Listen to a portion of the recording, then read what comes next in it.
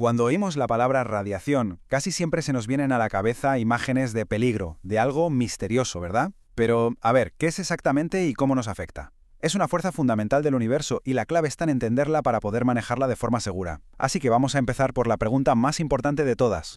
Para meternos en faena hay que hacerse esta pregunta. ¿Qué le pasa a nuestro cuerpo a nivel biológico cuando se expone a la radiación? La respuesta, bueno, no es sencilla del todo, pero es fascinante y es literalmente la base sobre la que se construye toda la protección radiológica. Para no perdernos, vamos a seguir un pequeño mapa. Primero veremos el daño a nivel celular. Luego los dos tipos de efectos que existen y cómo nos puede llegar la exposición. Y para terminar, los principios de protección y los límites de dosis que se han establecido para mantenernos a salvo. Es que todo, absolutamente todo, empieza en lo más pequeño, en el mismísimo núcleo de nuestras células. Mucho antes de que se vea cualquier síntoma, la radiación ya ha estado trabajando a un nivel que ni siquiera podemos ver. Y oye, para que quede claro que no nos inventamos nada, todo este análisis se basa en una fuente de total confianza, el Manual de Protección Radiológica del Consejo de Seguridad Nuclear aquí en España. Así nos aseguramos de que la información es rigurosa y está más que contrastada. Entonces, el punto clave, el meollo de la cuestión, es este. El objetivo principal de la radiación ionizante en nuestro cuerpo es nuestra molécula de la vida, el ADN. Cada impacto de una partícula, cada fotón, es como un proyectil microscópico que va directo a golpear esta estructura tan delicada. Ahora bien, no todos los golpes son iguales. Imagina que la radiación rompe solo una de las dos hebras del ADN. Bueno, pues la célula tiene unos mecanismos de reparación súper eficaces y normalmente lo arregla sin mayor problema. Pero, ¿y si la rotura afecta a las dos hebras a la vez? Ah, amigo, ahí la reparación es mucho más complicada. Si algo falla, se puede provocar una mutación permanente, y esa mutación es la semilla de futuros problemas. A partir de ese daño en las células, la ciencia distingue dos grandes categorías de efectos en la salud. Entender esta división es que es absolutamente fundamental para comprender de qué hablamos cuando hablamos de riesgo radiológico. Y aquí está la diferencia clave. Por un lado tenemos los efectos estocásticos. La palabra mágica aquí es probabilidad. No existe un nivel seguro. Cualquier dosis, por pequeñita que sea, aumenta la probabilidad de que algo ocurra. Y ojo, si ocurre, su gravedad no depende de cuánta dosis se haya recibido. Es como jugar a una lotería, pero una a la que no quieres jugar. Y por otro lado están los deterministas. Aquí la palabra mágica es certeza. Existe una dosis umbral. Por debajo de esa dosis no pasa nada. Pero si la superas, el efecto es seguro, va a ocurrir sí o sí, y su gravedad será mayor cuanto más alta haya sido la dosis. ¿Y de qué efectos probabilísticos hablamos? Pues principalmente de dos. Si la mutación de la que hablábamos antes ocurre en una célula del cuerpo, una célula somática, con el tiempo puede acabar derivando en un cáncer. Si esa mutación ocurre en una célula germinal, o sea, un óvulo o un espermatozoide, el efecto podría transmitirse a la descendencia, como un efecto hereditario. En el lado determinista, el de la certeza, los ejemplos son mucho más inmediatos y a menudo visibles.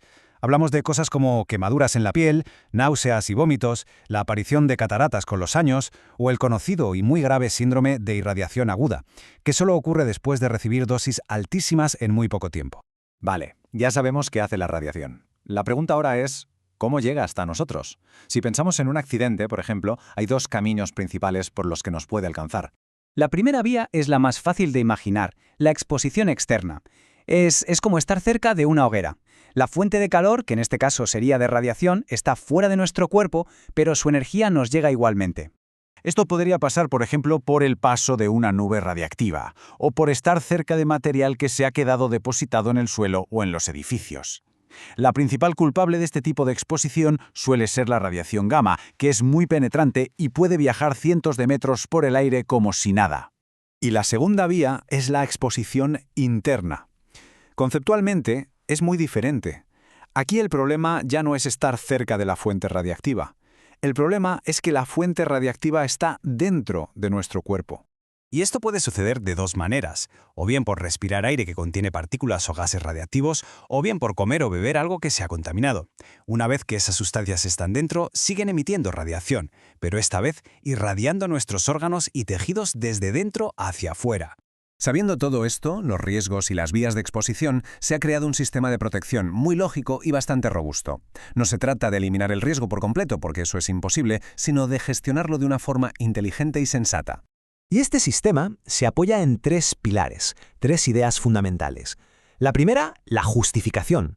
Solo se autoriza una actividad si el beneficio que se obtiene es claramente mayor que el perjuicio que pueda causar. La segunda, la optimización. No vale con estar por debajo de los límites, hay que reducir la exposición todo lo que sea razonablemente posible. Y la tercera, la limitación. Hay unas líneas rojas, unos límites de dosis que bajo ningún concepto se pueden superar. De esos tres principios, el de tan bajas como sea razonablemente alcanzable, es el corazón de la protección radiológica en el día a día.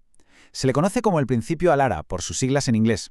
Y es más que una regla, es una filosofía de trabajo continuo para minimizar la dosis, teniendo en cuenta factores técnicos, económicos, sociales. No se trata solo de cumplir la ley, se trata de hacerlo lo mejor posible. Y llegamos al tercer pilar, el de la limitación, que es el que pone esas líneas rojas de las que hablábamos. Aquí es donde la teoría se transforma en números y en reglas muy claras. Y un detalle fundamental es que las reglas no son las mismas para todo el mundo. Se hace una distinción muy clara entre los trabajadores que están profesionalmente expuestos a la radiación y el resto de la gente, el público en general. Y los límites para el público, como es lógico, son muchísimo más estrictos. Y aquí los tenemos. Estos son los números según la normativa vigente. Si nos fijamos en la dosis efectiva, la que afecta a todo el cuerpo, vemos que para el público el límite es de 1 milisievert al año. Para que nos hagamos una idea, esto es más o menos la dosis de unas 50 radiografías de tórax. ¿Y para un trabajador? Bueno, pues el límite principal es de 100 milisieverts en un plazo de 5 años. Como se ve, la diferencia es enorme, y es que refleja una gestión del riesgo completamente distinta para quien trabaja con esto de forma controlada. Por cierto, cuando hablamos de estos milisieverts, estamos usando la unidad que mide el efecto biológico real de la radiación, el sievert. A diferencia de otras unidades, esta tiene en cuenta qué tipo de radiación es y a qué parte del cuerpo está afectando, así que nos da una medida muy precisa del riesgo real para la salud.